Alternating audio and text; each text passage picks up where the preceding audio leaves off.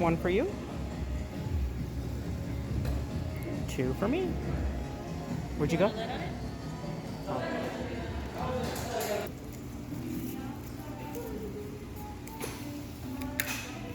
Macintosh.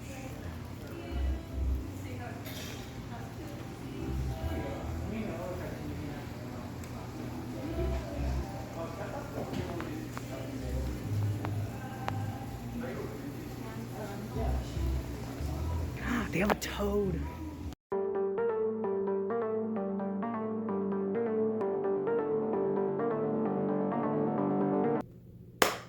Welcome back everybody to another episode of Limon Crochets. Today episode is going to be a spotlight video in which we are going to be taking a look at another hand dyer that I've already worked with, but I haven't really done a full-fledged garment on it. I've done a cape before, and if you follow me on Instagram, you've already seen it. It's my highlighter yellow slash highlighter, like a very neon blue type of mix of a cape. And today I wanted to sit down and showcase her colorways of the month collection, and also kind of give you guys a little general overview as to how I plan out my garments and how I'm going to plan out this future project. So a little bit of information about her. This is Stitch Together Studio yarns, and it is created by Kayana, who is on Instagram as well under the handle Stitch Together Studio. So go ahead and follow her. I'll put the info in the description box below. And not only is she a wholesale dyer and she updates periodically on her website, but she actually has this really cool relationship with local yarn shops that she wholesales to. She does a colorway of the month, and they get to have this colorway, I think, a month before it's actually available for pre-order on her website. If you do have any local yarn shops who carry her yarn, she sends them these first, and then she puts the photo on Instagram, and then you have to wait like a couple more weeks to pre-order, and then the pre-order takes about a few weeks for it to get to you. I managed to, this whole year, I think I have about 5 out of the 7 colorways of the month. It's a new base for me, but she's had it for a long time. It's called her Bubble, her Stitch Bubble base. And if you notice here on camera, it's one of those bases that I believe, if I'm not mistaken, yes, it's 90% superwash merino, 10% nylon. So the nylon is actually the nylon strand inside of this yarn. It is plied with a roving superwash merino, very, very small. And then you get every now and then these little, what is considered the quote-unquote bubble of the yarn. So it's when she stacks the wool around the nylon strand, and you can see the nylon strand really, it's like in there. So it's not completely covered in the yarn, which, you know, in terms of at the end when I give my review of the base, it is a little tricky to work with, in the sense of if you do frog this yarn, the nylon strand tends to be a little bit harsh on your fingers, to the point where you can almost cut yourself if you pull a little bit too hard when you're doing it. There's a specific way to frog this yarn, and I'll show you guys later in the video how do I do that. But I wanted to test out also her Stitch Cloud base, which is her mohair and silk blend. So I'm going to combine these two bases. I'm not using any sock yarn.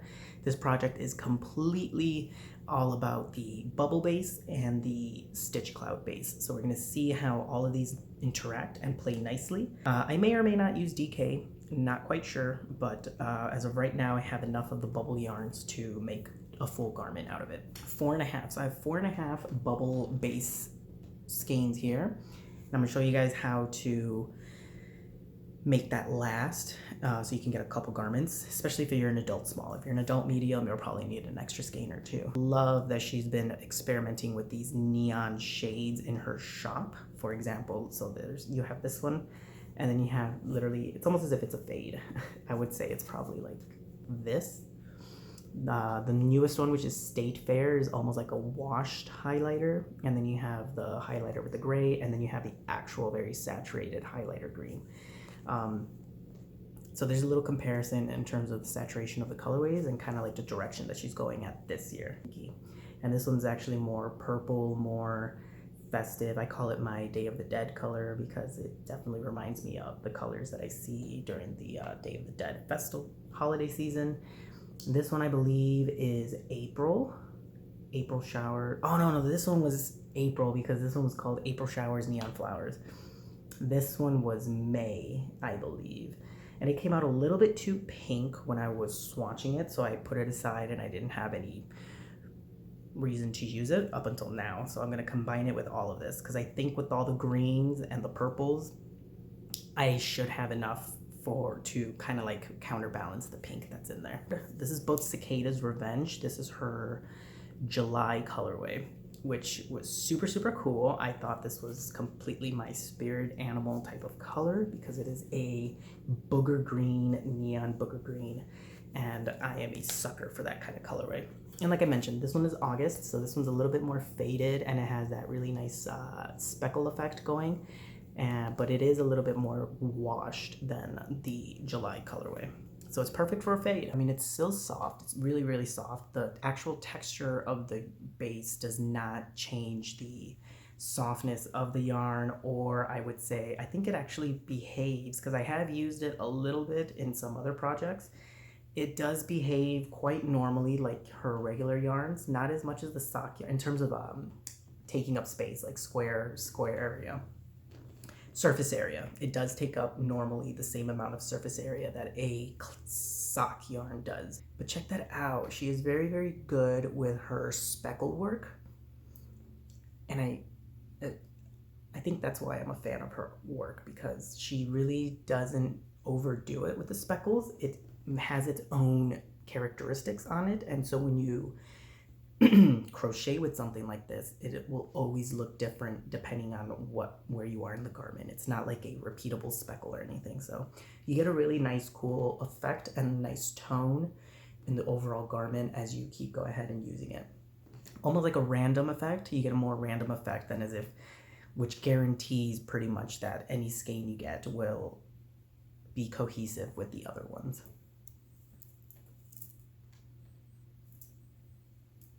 And in terms of the square footage, 438 yards, it's about the same as a sock weight base. So you're not really getting a little bit more, and you're not getting too less than the normal quantity. So if you did want to exchange one of the sock skeins for a bubble skein, you would actually not lose any yardage, and you could actually mix and match both bases together, which is pretty good because that allows you to mix and match the yarn base quite successfully. So as I'm pulling these ties, nothing is getting caught, nothing is being moved. You do have to just be careful with the bubble parts. You don't really want to pull too hard on this, because I have ripped this yarn, not this specific one, but I have used her bubble yarn a little bit in my previous cape that I did, and it is totally possible to rip this if you pull too hard, and it won't move. Cool, I think that's it. So let's go ahead and get a little close-up of this yarn. Done. There you go. Look at that. So like I said, she has this really nice play on speckles in the sense of it is very unique and very spread out. It is not repeatable, and it has its own little mood story of how it plays out. So see, there's no speckles on this side, but you can definitely see it on the back part of this hank that all the speckles are right there. All right, let me go ahead and put it in my winder, and I'll bring you guys back after I'm done winding it. So normally I do like to hold onto my yarn as I'm winding it to give a little bit of tightness to it, but for the sake of this and me already working with this before, if you tend to do that, it does get a little bit too tight in here, and you always want, because it is a roving yarn, you want to let the yarn breathe as you're winding it. So when you get a light tension like this, it does fluff up a little bit in the sense of the difference between the two sizes. And you kind of want the yarn to breathe because, again, it's not plied. It is actually a roving yarn spun around the silk, the nylon strand. So let the yarn breathe. Don't put too much tension on it when you're winding it, and you get this nice little fluffy cake here. Super, super nice. You can see all that little bubbles. Some people like to call this toad skin yarn, just because it kind of looks like warts, the warts that you see on toad. I've seen it called multiple different things, but bubble yarn seems to be a little bit more accurate, but I don't mind calling it toad yarn as well. All right, so this next one is the August colorway. This is State Fair. And like I said, it's a little bit more washed out, but it has that little pop of streaks of color in there. And technically this is actually yellow. Now that I'm opening this up and looking at it, this is actually yellow as opposed to green. I was kind of worried they were a little bit too similar, but this is actually a pretty nice shade of yellow now that I'm like opening it and seeing it. Check that out, really, really cool. I love her speckling effect. On the other side, you can see that, look at that. Ooh, literally looks like you just dirty the yarn with it. Coo. So that's that. Let's go ahead and wind it. I'm very curious to see how this one's going to swatch out. Placement of the color, pops of color. Here, check it out. The placement of the pops of color. So there's purple, there's the orange, which is a very bright neon coral orange, and then black, and then it's free kind of like loose orange, loose purple, and then you get the more saturated speckles there. So playing it out in my head, I really don't know how it's going to play out, and I'm very, very curious to see how it's going to look. So let's go ahead and kick this up. Cool. So this is what this one looks like, and I am fully in love with it. You see, there's always a method to the madness of certain dyers, and that random effect of the dye spots that I was telling you about gives you this really cool, I would say like cosmic effect where, you know, there's just no rhyme or reason to it, but you do get a nice play on the colors, and you get a great variation throughout your garment. So very, very excited to see how this is going to swatch out. Just for a little reference, because I know you guys are going to be curious, this is green and this is more yellow. So see how it's different. So that way, so if you are interested in her colorways of the month, you know how different the yarns are, even if they are kind of similar in terms of style. Okay, so this is actually the first time I've ever used, well, I'm lying. I've used something similar, same 72% mohair, 28% silk, but I can already tell that the construction is different in terms of how thick that silk strand is, and it looks like the mohair is wrapped around the silk strands. I don't know if that's going to show up on camera. There you go. This one seems a little bit more sturdier, more thick. Now, this is the first time I'm going to be winding something like this, so I don't know if it's usually sometimes the unfortunate part with these types of yarns or these bases with mohair is they tend to melt inside of each other, and by that I mean like it's very hard to like see if I pull this, it's already kind of like melted into the mohair of the actual yarn. So we're going to see how this winds up. Okay, so I'm just going to try and open this as much as I can because, you know, when you skein it up, it does tend to twist it a little bit tight. So for all intents and purposes, I'm just opening this up. I can already tell, and I'm probably going to have to really plan ahead in terms of what I'm going to make because I can kind of tell that this is going to be a headache to try and frog in the sense that this mohair will probably melt inside of the bubble yarn, which is unfortunate because I like to frog as I go. If I change my mind, I don't like to completely commit myself to an idea, but if that's the case, that's the case. Okay, so I'm pulling it and it's so far so good.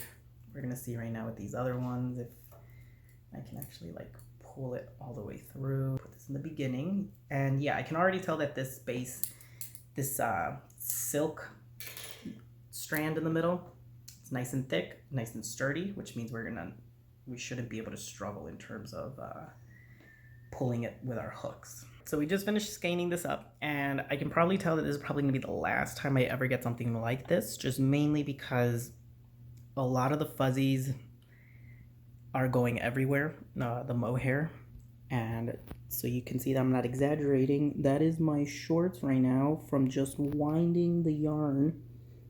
You can see it's everywhere, both legs.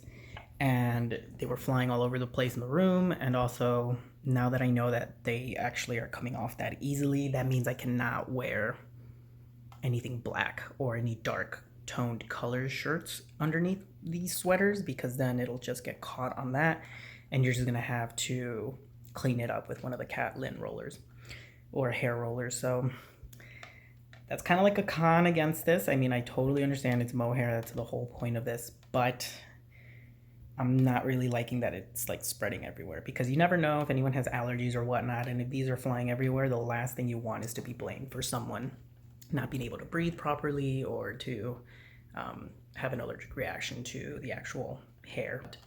I didn't have any issues winding it, wasn't getting stuck or anything like that. And if I pull it from here, it actually isn't like melting from the actual skein. Like I can actually pull it fairly easily. So everything is wound up, and now we're going to plan our garment ahead, and I will take you guys on a step-by-step basis on how I do that. Welcome back, everybody. So we need to discuss the process of the garment in which we are going to create. So now that we have skeined up all of our yarn, oh my God, hopefully I can actually hold on to all of them at the same time. Hold on, one more. Okay, this is the color palette that we are working with. We have about more than 2,000 yards worth of fingering weight, and also a little bit of DK. I think that's about 200 yards that I have there. And we need to, before we even like talk about color placement, we need to talk about what exactly we are going to create. Now I have here 3 different examples of garments that we could possibly do. One of them is the closed square type of sweater, in which you make a large square like this, and then when you put it on, it kind of looks like this, like the way a normal t-shirt would have been made, or a sweater in that aspect. And then I have another closed garment here, and this one was made going from left to right and then adding the bottom part there and then adding the sleeves later. So this is a square also, but because you go left to right and you stop here, you get this nice V neckline here. And if you turn it around, you can kind of see that it is pretty much a giant square in the back. So there's this way as well, and the advantage between doing these is that you have 2 different panels. So you can actually do one direction on the other and switch it up on the other side, or you could do it like this where both sides are exactly the same. I originally did the small square first, and then I did the border second, so that way you can kind of get the lines on the side when you wear it. With this one, you do it, this is all technically one panel going up and down, and then when I finished that panel, I started to go up and down, left and right this way. And the third option that we have is actually for the cardigan. So this is an open cardigan made from left to right, and this is actually one giant piece in the sense that I actually made it going up and down from the front all the way to the back. So whatever you see in the front is exactly what you see in the back as well. And this is a nice easy way of not getting lost in your pattern and keeping things nice and simple. So that way there's barely any cutting here, because you don't actually cut when you open this. You just create the next line and then you start over on that side. So there's that. The cardigan's always going to be the easiest because you can always just do a silhouette like this, and since it's open, you can easily just put it on and off. See, check that out. And my plan here is to use the mohair yarn as kind of like the bridge between the other colorways. So if you notice, I have closed stitches here, double crochet, and then I have the window pane skip stitches here. I want the skip stitches to kind of be the mohair, because I want the mohair to take up surface area to leave room for the bubble yarns to do its thing in terms of letting it play out with closed stitches. So I think I want to make these greens the main attraction of the garment, and then use these 2 as kind of like a colorway to break these apart. So that way these, because actually this is technically, I could technically do a green fade sweater like this. because I do have enough of the DK to do that. But I kind of want all of them to be in the sweater because they are colorways of the month. I'm gonna try and use these two to break apart these colorways. I'm gonna make the cardigan first, just because technically you use less yarn because of this open space. The panels are never the same length as the